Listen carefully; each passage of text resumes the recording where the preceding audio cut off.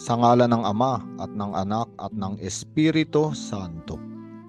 Panginoon, isugo mo ang iyong espiritu at pagpanibaguhin mo ang muka ng aming mundo.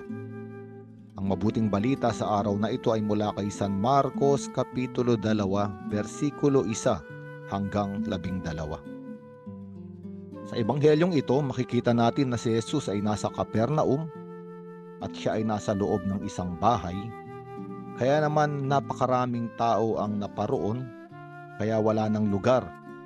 Kahit pa nga sa labas ng pintuan ay punong-puno ng mga tao habang nangangaral si Jesus. At noon din ay may dumating na 4 na taong may dalang isang paralitiko. Dahil sa dami ng tao, hindi nila mailapit ang paralitiko kay Jesus. Hindi sila makadaan sa pintuan. Kaya nga, binakbak nila ang bubong ng bahay sa tapat ni Jesus at ibinaba ang paralitikong nakaratay sa higaan. At nang makita ni Jesus kung gaano kalaki ang pananampalataya ng 4 na taong ito, sinabi niya sa paralitiko, "Anak, pinatawad na ang mga kasalanan mo." At may mga tao roon, mga tagapagturo ng kautusan, na nag-isip at sinabi nila sa kanilang mga sarili, bakit siya nagsasalita ng ganoon? Ilalapastangan niya ang Diyos, sapagkat ang Diyos lamang ang makapagpapatawad ng kasalanan. Dahil alam ni Hesukristo ang kanilang iniisip, sinabi niya, alin ba ang mas madali? Ang sabihin sa paralitiko, pinatatawad na ang mga kasalanan mo? O ang sabihin, tumayo ka, bitbitin mo ang iyong higaan at lumakad ka? Ngunit upang malaman ninyo na ang Anak ng Tao ay may kapangyarihang magpatawad ng mga kasalanan dito sa lupa, sinabi ni Jesus. At tinuon niya ang kanyang salita sa paralitiko, tumayo ka, buhatin mo ang iyong higaan at umuwi ka na. At ganun nga, tumayo ang paralitiko, kaagad nitong binuhat ang kanyang higaan at umalis. At ang lahat ng naroon ay namangha. Sinabi nila kailan may hindi pa sila nakakita ng ganoong kapangyarihan. Maraming bagay sa ebanghelyong ito ang maaari nating pagnilayan. Ang unang-una ay ang pananampalataya ng 4 na taong nagdala sa paralitiko. Sapagkat ang 4 na taong ito ay sumasagisag ng mga taong nagdadala sa kanilang kapwa patungo kay Jesus. At dinadala nila ang kanilang kapwang may sakit, ang kanilang kapwang katulad ng paralitiko na walang lakas bumangon. At ito ang misyon ng bawat isa sa atin, ng mga anak ng Diyos. Ang misyon natin, dahil sa ating pananampalataya, ay hanapin yung mga taong walang lakas, bumangon, maglakbay patungo kay Jesus. At tayo ay inaanyayahan na gumawa ng paraan. Kaya nga ang 4 na taong ito ay binakbak pa ang bubong ng bahay. Siguro maaari nating isipin na sila ay sumugal sapagkat maaring magalit sa kanila ang mga may-ari ng bahay o kailangan nilang magbayad doon sa nasirang bubong. Ngunit ang mas mahalaga sa kanila ay hindi yung bagay, hindi yung bubong na nasira. Ang mas mahalaga sa kanila ay yung taong nais nilang tulungan. Kaya nga, napakaganda na sa ating simbahan ay may mga komunidad, may mga ministeryo, mga taong may pananampalataya na nagsasama-sama. At ngayon ay ang buong simbahan ay nag-aanyaya sa mga taong malayo sa Diyos. Walang lakas na pumaroon sa pintuan ng simbahan. Hindi makapaglakbay patungo sa pananampalataya kay Jesus. At ito ang ating misyon. Lumabas at hanapin sila. Sila ay buhatin at dalhin sa ating Panginoon. Ang ikalawang bagay ay ang larawan ng paralitiko. Ang isang paralitiko na nakatali na lamang sa kanyang higaan ay walang lakas at hindi makagalaw. Hindi makapaglakad, hindi makabangon, sa madaling salita ay laging nakalugmok. At malinaw na sinabi sa ebanghelyong ito na ang isang dahilan kung bakit siya paralitiko ay dahil sa kasalanan. Kaya nga ayun ang unang-unang ginawa ni Jesus. Sinabi niya na bumangon ka anak, pinatatawad na ang mga kasalanan mo. At kung ating pagninilayan, totoo nga naman na ang kasalanan ay nililikha ang tao na parang paralitiko. Maaring hindi sa pisikal na paraan. Nagiging paralitiko ang tao, maaring sa espiritual na paraan. Ang ibig sabihin, ang isang taong nasa kasalanan ay isang taong malulugmok sa higaan. Ang isang taong palaging nakahiga ay isang taong ayaw humarap sa buhay. Ayaw buksan ang bintana at antayin ang umaga. Ang isang taong nasa kasalanan ay nasa malalim na kalungkutan. Maaari nating sabihin na ang kasalanan ay magdadala sa kanya sa depresyon.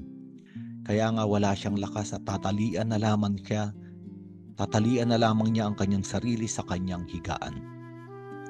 At ang taong paralitiko, ang taong nasa kasalanan ay hindi kayang iunat ang kanyang mga kamay para makibahagi sa buhay ng kapwa.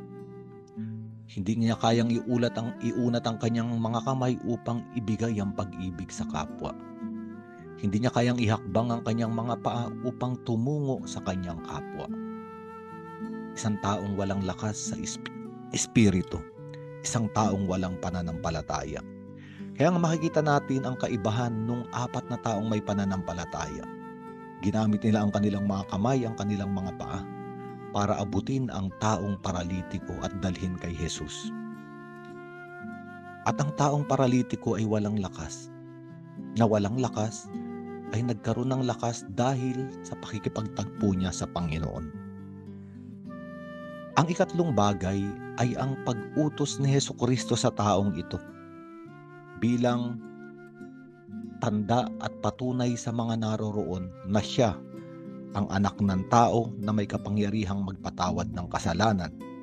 At bilang bunga ng pagpapatawad ng kasalanan, sinabi niya sa paralitiko na tumayo ka, buhatin mo ang iyong higaan at umuwi ka na.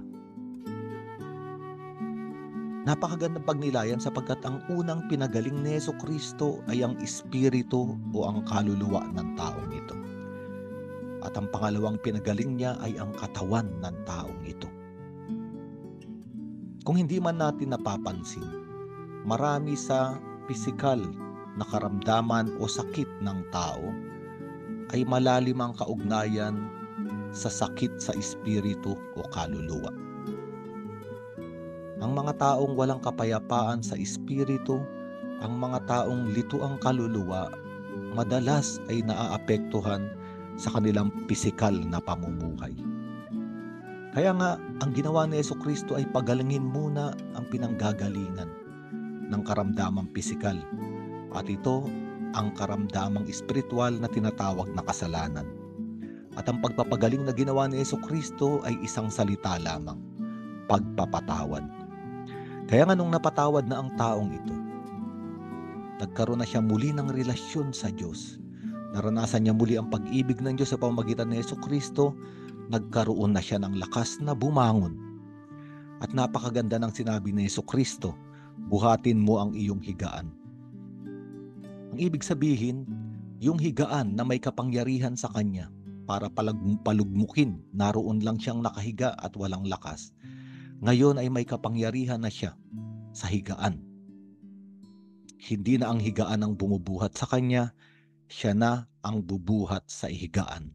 Ang ibig sabihin, at ito'y para sa ating lahat, ano ba ang nagpapalugmok sa atin? Ano ba ang nagpapalungkot sa atin? Ano ang dahilan kung bakit ayaw nating bumangon? Ayaw nating maglakbay? Ano ang dahilan kung bakit tayo napapahinto katulad ng paralitikong ito? At wala tayong lakas, wala tayong kapangyarihan laban sa mga bagay na ito. At sa Ebanghelyo sinasabi ni Hesukristo ngayon, bagamat tayo ay walang kapangyarihan, siya ay may kapangyarihan. At para bang sinasabi sa atin ng ating Panginoon, panahon na upang harapin ang buhay. Bumangon ka na. Buhatin mo na ang iyong higaan sapagkat mas may kapangyarihan ang anak ng tao si Jesucristo sa anumang nagpapalugmok at nagpapahiga sa ating mga karamdaman, espiritual o pisikal man. At napakaganda, sinabi rito na umuwi ka na. Ibig sabihin, maaari ka nang magbalik sa iyong tahanan. Buuin muli ang ugnayan ng pag-ibig sa mga mahal sa buhay, ngunit ang isa pang kahulugan ay umuwi ka na sa piling ng iyong Ama. Ng iyong Amang nasa langit ang Diyos. Napakaganda nitong salitang ito sapagkat si Jesucristo ang nagpalaya sa taong ito. May 4 na taong may pananampalataya na binalik ang taong ito sa harapan ni Jesucristo, ibinalik sa pananampalataya kay Jesucristo, at si Jesucristo naman ay may kapangyarihan din na ibalik ang taong ito sa kanyang totoong tahanan, sa tahanan ng Diyos Ama sa langit. Magpasalamat tayo sa Panginoon sa wala niyang tigil na pag-ibig sa atin. Paulit-ulit niya tayong binabangon, paulit-ulit niya tayong binibigyan ng lakas dahil sa kanyang dakilang pagmamahal sa atin. Sa ngalan ng Ama at ng Anak at ng Espiritu Santo.